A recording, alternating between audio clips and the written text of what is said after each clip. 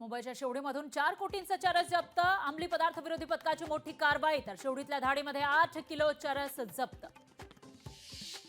लाडकी बहीण योजनेला निधीची अडचण असल्याचा वित्त विभागाचा अभिप्राय. योजनांसाठी कर्ज काढून निधी उभारण्याची सरकारची ग्वाही. तर सरकारवर आर्थिक बेशिस्तीचा विरोधकांचा आरोप. मराठा आंदोलनाच्या आडून शरद पवारांना 250 मराठा आमदार निवडून आणायचे. प्रकाश आंबेडकरांचा शरद पवारांवर निशाणा.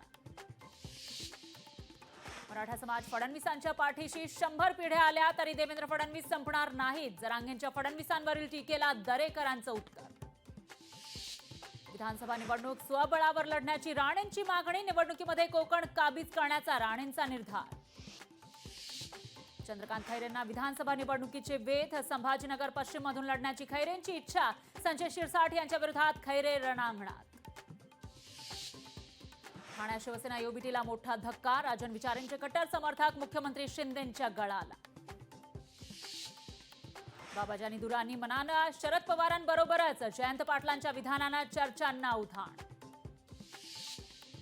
पुणे पोर्शेकार अपघात प्रकरणी 900 पानी चार्जशीट दाखल. 19 मे रोजी विशाल अग्रवालच्या मुलानं तरुणीला चिरडल्याची घडली होती घटना.